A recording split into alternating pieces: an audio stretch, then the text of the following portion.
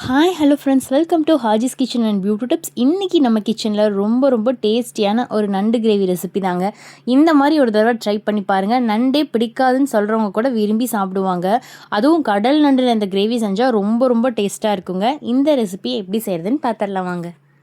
First இந்த அளவு இஞ்சி பூண்டு 1 டேபிள் ஸ்பூன், சோம்பு 1 டேபிள் ஸ்பூன், சீரகம் 3 ஏலக்காய் 5 கிராம்பு 3 பட்டை எடுத்திருக்கேன்.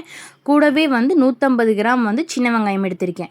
இது ரெண்டையும் மிக்ஸி ஜாருக்கு மாற்றிட்டு தண்ணியை விடாமல் நல்ல கெட்டியான பேஸ்ட்டாக அரைச்சி எடுத்துகிட்டு வந்துடலாங்க. 3 பெரிய வெங்காயத்தை நல்லா கட் பண்ணி வச்சுருக்கேன். 3 மீடியம் சைஸ் தக்காளி கட் பண்ணி வச்சுருக்கீங்க. இப்போ ஒரு மண் சட்டியில் தேவையான அளவு கடலெண்ணெய் ஆட் பண்ணிவிட்டு எண்ணெய் நல்லா சூடானதுக்கப்புறம் நம்ம கட் பண்ணி வச்சுருக்க பெரிய வெங்காயத்தை ஆட் பண்ணிடலாம். வெங்காயம் நல்லா கோல்டன் ப்ரௌன் ஆகிற வரைக்கும் வதக்கி விட்டுக்கலாங்க. ஏன்னா வெங்காயம் நல்லா கோல்டன் ப்ரௌன் ஆகி வதங்கினா தான் கிரேவி ரொம்ப டேஸ்ட்டாக இருக்கும். நான் இன்றைக்கி கடல் நண்டு தான் வாங்கியிருந்தேன். ப்ளூ ஆரஞ்சு ரெண்டுமே மிக்ஸ் ஆகி தான் வந்துருந்துச்சு. ரொம்ப பெரிய நண்டு இல்லை, மீடியம் சைஸ் நண்டு தான் வந்துருந்துச்சு. ஸோ அதுலேயே 1 கேஜி வாங்கிட்டேன். நம்ம இந்த ரெசிப்பியை ஆற்று நண்டுலேயுமே செய்யலாம். பட் கடல் நண்டில் செய்யும்போது டேஸ்ட்டு கொஞ்சம் டிஃப்ரெண்ட்டாக இருக்கும், இன்னுமே ரொம்ப நல்லாயிருக்கும். நீங்கள் ரெண்டுலேயுமே ட்ரை பண்ணி பார்க்கலாம். பட் கடல் நண்டில் செய்யும்போது ரொம்ப நல்லா இருக்குங்க. இப்போ வெங்காயம் பாருங்கள் எந்த அளவு வதங்கி வந்திருக்குன்னு சொல்லி. இந்த அளவு நல்லா வதங்கி வந்ததுக்கப்புறம் நம்ம சின்ன வெங்காயம் இஞ்சி பூண்டெல்லாம் அரைச்சி வச்சுருந்தோம் இல்லையா, அந்த பேஸ்ட் ஆட் பண்ணிக்கலாம். பாருங்கள் நான் எவ்வளோ திக் பேஸ்ட்டாக அரைச்சிருக்கேன்னு சொல்லிட்டு. இந்த மாதிரி அரைக்கும் போது கிரேவியும் நல்லா டேஸ்ட்டாக இருக்கும். மசாலா சீக்கிரமாக வதங்கிடுங்க. நம்ம தண்ணி நிறைய ஊற்றினா மசாலாவும் அரைக்காது, கொஞ்சம் மசாலா சப்புன்னு இருக்கிற மாதிரி இருக்கும். ஸோ தண்ணியே ஊற்றாமல் இந்த மாதிரி ஃபைன் பேஸ்ட்டாக கெட்டியாக அரைச்சி எடுத்து ஆட் பண்ணிட்டா தான் சீக்கிரமாக நமக்கு டைமும் சேவ் ஆகும். இந்த அளவு மசாலா பச்சை வாடை போடுறதுக்கப்புறம் நம்ம கட் பண்ணி வச்சுருக்க தக்காளி ஆட் பண்ணிக்கலாம். கூடவே ஒரு கைப்பிடி அளவு மல்லி இலை ஆட் பண்ணியிருக்கேன். மல்லி இலை நிறையவே ஆட் பண்ணிக்கோங்க. ஏன்னா நண்டு கொஞ்சம் கவுச்சி ஸ்மெல் அதிகம். ஸோ நம்ம ஆட் பண்ணுற மசாலா ஐட்டம்ஸ்லாம் கொஞ்சம் நிறைய ஆட் பண்ணிட்டால் நண்டில் இருக்க கவுச்சி நமக்கு தெரியாது. ஸோ கொத்தமல்லி நிறையவே ஆட் பண்ணால் தான் கிரேவியும் நல்லா டேஸ்ட்டாக இருக்குங்க. ஸோ இப்போ தக்காளி நல்லா தோல் உறிஞ்சு மசிஞ்சு வர அளவுக்கு நல்லா வதக்கி விட்டுக்கலாம். கிரேவிக்கு தேவையான அளவு கல்லுப்பையும் நான் ஆட் பண்ணிட்டேன்.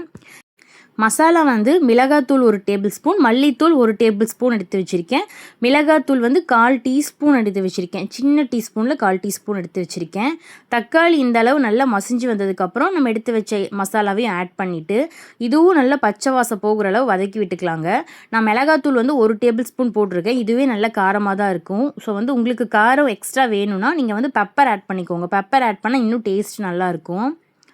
இப்போ மசாலா எல்லாம் பச்சை வாடை போனதுக்கப்புறம் நம்ம நண்டு எடுத்து மசாலா கூட ஆட் பண்ணிவிட்டு ஒரு 5 நிமிஷம் நல்லா மிக்ஸ் பண்ணி விட்டுக்கலாங்க. ஏன்னா அப்போ தான் நண்டுக்குள்ளே மசாலா நல்லா இறங்கி கிரேவி நல்லா டேஸ்ட்டாக இருக்கும். நண்டும் சாப்பிட நல்லா ஸ்பைஸியாக நல்லாயிருக்கும். ஸோ இந்த மாதிரி மசாலா கூட ஒரு 5 நிமிஷம் இந்த மாதிரி நல்லா பரட்டி விட்டுக்கலாம்.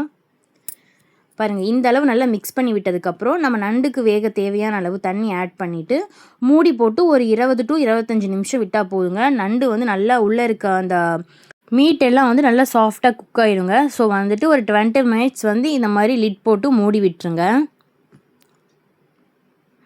அவ்வளோதான், ஒரு 20 மினிட்ஸ் ஆயிடுச்சு. இப்போ ஓப்பன் பண்ணி பார்த்தா நமக்கு சூப்பராக நண்டு சாஃப்டாக குக் ஆகிருந்துச்சு. அது மட்டும் இல்லாமல் நமக்கு கிரேவி கன்சிஸ்டன்சியும் கிடச்சிருச்சு.